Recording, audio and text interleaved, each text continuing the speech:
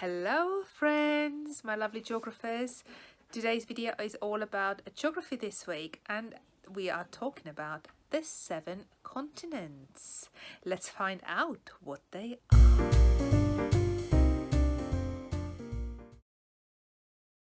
So you might already know that the world has got 7 continents, and they vary in size and they vary in population.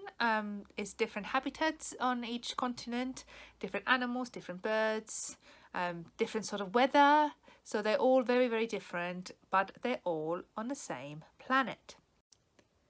So the continents of the world are Africa, Asia, North America, South America, Australia, Europe and Antarctica, and all of them are different in size and habitat, like we already said. So let me tell you a little bit about each and one of them. So firstly, I want to tell you all about the largest continent of the world, and it is Asia. This is a large area where most of the population of the world lives. The cities such as Beijing, Tokyo, New Delhi, Bombay, Mumbai, all of those cities are highly populated. That means that there is lots of people living there, and all of those cities are located in Asia. So at the moment in English we're talking about a book called Iki Iki Maki, and this book is based in India, and India is one of the countries in Asia. Next, I want to tell you about the smallest continent of the world, which is Australia. Now, Australia consists of the large island that is Australia itself, but there is lots of little tiny islands scattered around the Polynesia and the Pacific Ocean, which all make up the continent of Australia. Now, you may know that there is a Great Barrier Reef around Australia, and that's one of the kind of landmarks, so to speak, for Australia, the continent. Next, I want to tell you about one of the warmest continents, which is Africa. Now, Africa is well known to be warm and sandy or jungly. There's lots of animals living there. There's lions, there's hippos, there's giraffes, all sorts of things. But what people don't know often is that Africa is the continent that has the most countries in. So 54 countries are making up the whole continent of Africa. And it's also known as the cradle of humankind, because one of the earliest findings of fossils and human activity was found in the continent of Africa. Next, I want to tell you about North America, which is a continent that some of it is in the northern hemisphere and some of it is in the southern hemisphere. That means that the equator halves the continent. Okay, so it has a really varied climate. That means that as you approach the north side of the North America, you get really heavy snow, it's really cold, and as you're moving down more towards the equator, the countries over there are really humid, really, really hot.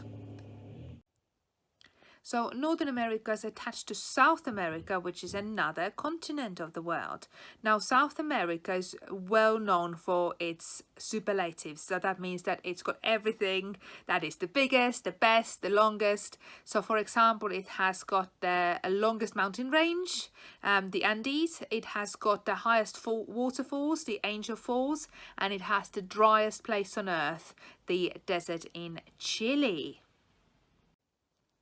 I also want to tell you about the continent called Europe, which is really important to us here in the UK, because UK belongs to Europe.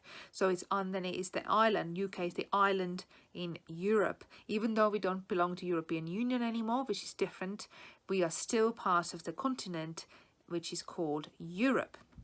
Now, Europe is also well known for its countries, because the countries in Europe are often very, very small. So, for example, Vatican and Monaco, which are really tiny countries, you could walk from one end of the country to the other within half an hour. So they're not as large as the countries in Asia or North America. And finally, I want to tell you about the continent of Antarctica, which is a funny continent, really, because there's not too many people living there. However, it is a very important continent, because around 60 to 70% of the freshwater reserves for the world are located in Antarctica, okay, because the continent is covered 90% by ice. So now I have told you all about the continents, all about all 7 of them, and I want you to now have a little think.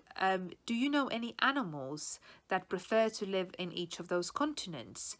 There is a worksheet attached to your blended learning that you can fill in, and you could think of the animals as well. And when you think of the animals who live in those continents, you need to tell me, why do you think they have chosen to live on that continent? So for example, penguins who are residents of Antarctica obviously prefer to live there because they are cold loving birds. So you need to be writing that down when you are filling in your sheet. Okay, so have a look, fill in your continent sheet, see if you can remember them. Can you put them in order from biggest to smallest, or can you order them by population? You might need your grown-up to help you do some research for that.